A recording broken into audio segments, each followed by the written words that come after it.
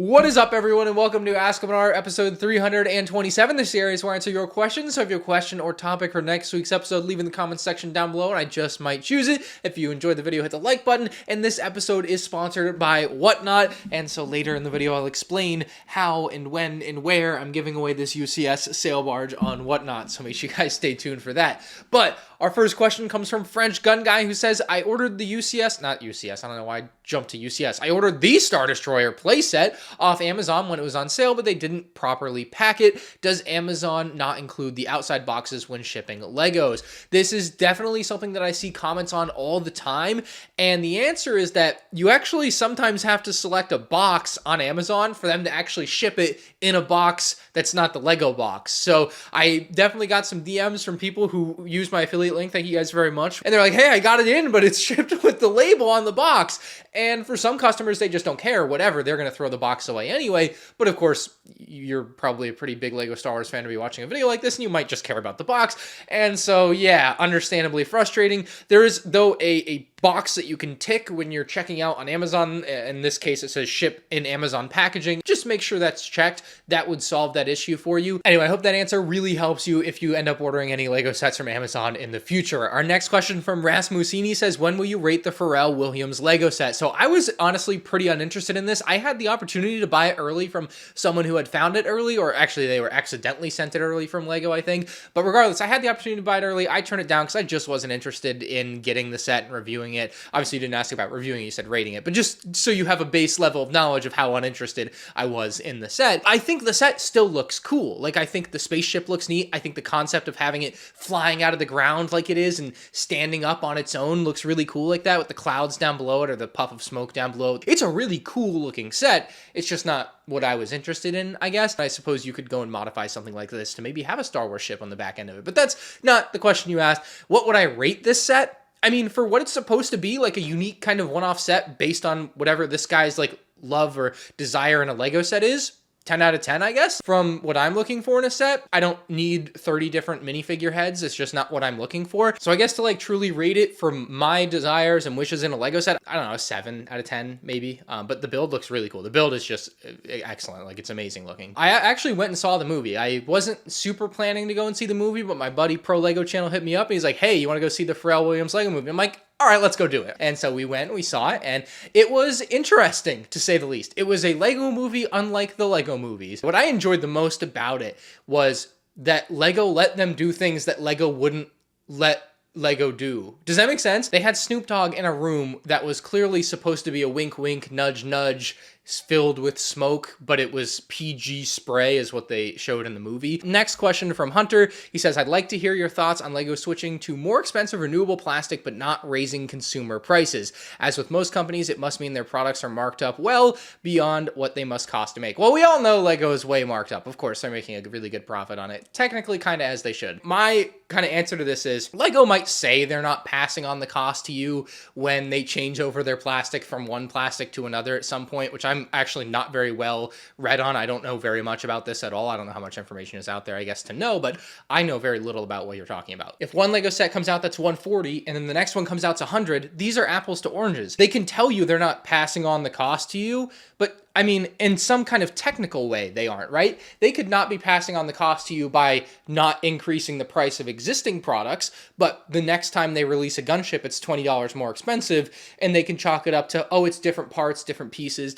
You know, I don't know. I don't know if I buy it. I'll believe it when I see it, basically. I also think they already increased prices a ton over the last 5-6 years or whatever. Like, it's pretty fairly obvious if you just compare certain things like battle packs that are close to apples to what they were, you know, not too long ago. I might be the last person to take Lego at their word at this point in my life, so I'm just putting that warning out there for you. Freddie Miller Minecraft Repeat, nice name, says, do you think it's fair that Lego's making the first Jango Fett in over 10 years and locking it behind a $250 paywall? I'm going to be a bit semantic with your question here because you say over 10 years. The last Jango Fett was actually in 2017 in this set here, so that'd be 8 years ago once the Slave one comes out next year, and the one I think you're talking about is from 2013, which would be 12 years ago, which would fit your question, but I'm just being a bit semantic. I just want to make sure we're on the same page. The next set, of course, is rumored to be the UCS Jango Fett Slave 1, May 1st of 2025. That's going to be about $240. And so I don't think it's unfair, but I can understand why you might, and I understand if you do, frankly. But I also feel like, as a LEGO Star Wars fan that's been here for basically almost ever, I just feel like that's how the cookie crumbles sometimes, especially nowadays where LEGO is putting figures into some of these more expensive sets.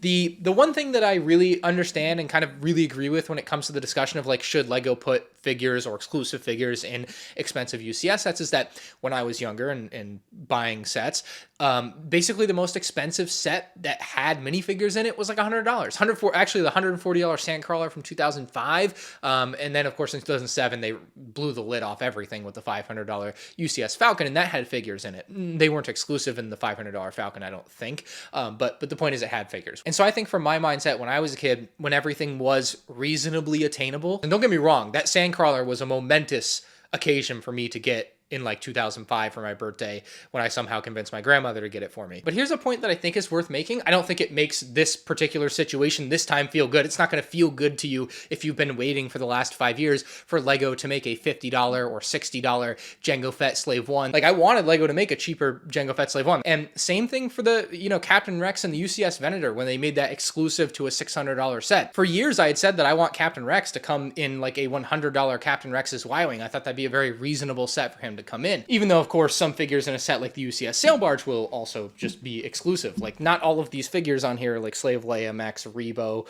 Wolf, Vizam, etc., are going to end up in other sets. Oh, Salacious Crumb. Like, they're just not all going to end up in other sets in that exact form, anytime particularly soon. But the point is, as a fan, I do really enjoy the collectability of having these exclusive, notable figures in sets. That's not to say Jango Fett himself shouldn't be in a cheaper set. The last 3 sets with Jango Fett, and there was the holiday Jango Fett from the Advent calendar, so actually 4 sets, have all been $100 or less. So every Jango Fett before this has been relatively very affordable within like the realm of play sets. And of course, this one time in particular for 2025, it's coming in a UCS set, and it's probably the only time a Jango Fett will be in a set that expensive, unless for some reason they make a really big, expensive Geonosis Arena, which I think all of us think is an absolute pipe dream to have happen. And like, they put him in a $20 set. I didn't think anything of it. I don't think anything of it now, other than now with your question. It's just a good point of comparison, showing that it's not always this one-sided where they end up in really expensive sets, except now that they are putting figures in more expensive sets, which they didn't really do in these early days. I don't look at LEGO happening to release a Jango Fett this time in a more expensive set as a bad thing. And hopefully in the future, they will release him in a cheaper set, or a version of him in a cheaper set.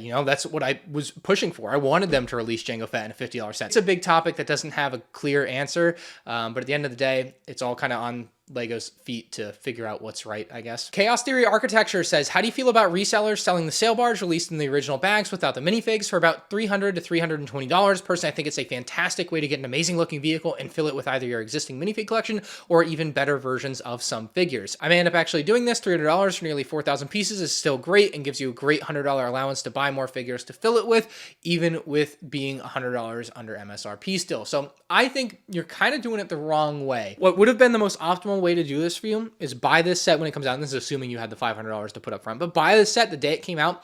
You would have gotten that Luke's lightsaber gift with purchase, and then there were actually a couple other promos you would have gotten with it. But if you sold the Luke's lightsaber, the Ghost and Pumpkin promo, which is behind me down there, and then the Fortnite Bright Bomber Brickheads, let's say you take $200 off just like that, and now you're still at $300, and you haven't even started to sell the minifigs. And I don't know what the minifigs are going for right now. I don't care. Look at it. I would imagine all of the figures together, especially because you have desired characters like Leia, Max Rebo, Salacious Crumb. Call it 200 is probably what they go for on the open market on like Whatnot right now. And you're looking at having paid just $100 just for the Sail Barge. So I'm just like, $300 isn't a horrible deal, but I'm telling you, you could have done way better for yourself if you had done it the other way around, but now it's a bit too late to do it that way. So if you're happy with that purchase, if you're happy with spending your money that way, do it 1,000%. But at the same time, man, I'm just, if you think ahead a little bit next time, if they do another, big release with a promo, take advantage of it. Why not? I know a way that you could possibly get a UCS Sail Barge for free Thanks to today's sponsor, Whatnot. All right, so New York Comic Con is happening this weekend, and to celebrate, Whatnot is hosting their Beyond the Con NYC event Thursday, October 17th through Sunday, October 20th. If you didn't know, by the way, Whatnot is the best live auction platform where you can buy and sell just about anything, possibly most pertinent to you, LEGO. Now, there's going to be some incredible live auctions all weekend with event exclusives, a massive range of toys and comics, and even live artist signings. I'm going to be taking part in the event with my Whatnot stream on Saturday the 19th at 2 p.m. Eastern, where I'll be auctioning tons of LEGO Star Wars minifigures, including an OG Watto, all starting at $1. Throughout the stream, I'll have some smaller giveaways, but at the end, like I alluded to, I'll be giving away the UCS Jabba's sail barge. I'm super stoked to be able to do this, so thank you to Whatnot. And if you're new to Whatnot, make sure you sign up with my link in the description. You'll get $15 off your first purchase on my live stream or any of the other awesome streams going on Whatnot. Keza Lamb says, do you ever feel crowded with all the LEGO hanging around in your house? Because I'm starting to feel that way, and I don't have nearly as much as you have. P.S. Please stay safe with the hurricane. Absolutely did stay safe with the hurricane. Thank you for your concern, man. I saw a lot of people also, so thank you guys. I have felt crowded with LEGO basically 2 times in my life. First off, when I was living at my parents' house before I moved here, space got tight, man. You accumulate a lot of stuff, and I felt crowded for sure when I was there. And I currently actually feel crowded with my garage in particular, because I actually, for the hurricane, picked up a lot of stuff and put it on a higher spot because I was worried about like if it maybe flooded and water got in or something, an inch or two. Like I was trying to avoid that issue, so I put it up higher on my foosball table and stuff. So it definitely feels like it's very crowded in there. There's just a lot of stuff all around on the walls, and yeah, my garage currently feels crowded. So those are the 2 times I feel crowded. Definitely happens. Edor Loaded says, why a 7 minifig display case when there are 8? Is it on purpose to attract viewers who got startled by this? So it's not on purpose necessarily, but I will explain my rationale behind it. He is talking about the MandR X Brickshell 25th Anniversary Edition minifig case that we did. It's currently available through Brickshell and on MandRshop.com. If you order on my website, use code MandR, you'll get 5% off. Why does this case only hold the 7 figures when there's also the 8th figure in Darth Maul? And so here is kind of how we developed the case, as well as the rationale behind, why we ended up not including Darth Maul, or why I decided not to include Darth Maul. So we actually originally developed the case to only hold 6 minifigs, and hindsight is 2020, but the LEGO website originally said that there would be 6 25th anniversary minifigs, and it was later updated to say 7. I might be the last person to take LEGO at their word at this point in my life. And then there's also the Darth Maul, which makes 8. But the Darth Maul conceptually is a bit different than these 25th anniversary figures that you see here, because he's not a new character or minifig that we've ever gotten before. He doesn't include the 25th anniversary base. He's a complete remake, kind of like the 20th anniversary figures were. And so we're kind of working on a case that will incorporate Darth Maul with those 20th anniversary figures. I think that makes more sense. But to me, the Darth Maul just didn't fit in the lineup. He's also not on the LEGO website as one of the 7 that they say exist. But I agree with you. There are technically 8 25th anniversary figures, but in my head, I was like, the 25th anniversary holds all the figures that come with bases in the sets. And, if you want a case that holds Darth Maul, it's just not going to be my case. With that 20th case with Darth Maul that we're going to be working on, I'm going to try to make that work. I haven't really thought through exactly how that'll work, whether we'll include a custom printed plate or what the deal will be, but something will have to be done to make that fit. Ryan Fuller says, do you think more Andor sets will be coming? I was honestly hoping for more. Yeah, right now we've only got the 1. I think there's a rumored U-Wing for next year that we're fairly certain is going to end up being an Andor set. And next year's a big year. I mean, if they don't do an Andor set or 2 next year, like where are they going to put it? Next year's the final season of the show. It's a 2-season show. And that's not to say that things for Andor can't come out 5 years from now, 10 years from now, 20 years from now. That's always an open door. But I understand the want of it now. And I think next year we will see 1 or 2 sets, the U-Wing being 1. I'm sure there'll be another one because they know there's a lot of people have that same sentiment from when the first one came out of we wanted more. Where's more? And so I'm sure they'll do at least 2 next year with the new season of the show or final season of the show, which is weird to say about a 2-season show. Colin says, will the hot dog costume be returning for this Halloween? No, it is way better this year. I don't want to overstate it, but this year's costume is going to be insane, and I'm very upset at myself for skipping episodes of Ask MandR in the last few months because I had it timed out that a specific episode number would be the week of Halloween. I messed up the numbering, but at the very least, the costume will still be the costume, and I think you all will enjoy it. Next question from Tabletop Studios says, is there an Ewok Village still rumored for next year? In the real sense of a rumor, I'm sure there is. I don't think there's anything concrete. I kind of almost want to liken it, the hurricanes on the mine. As you look at the path of a potential hurricane, the cone gets wider, right, as you get further out, and so it's less certain. And the Ewok Village is at the very edge of that cone, and it doesn't come from like super reputable sources.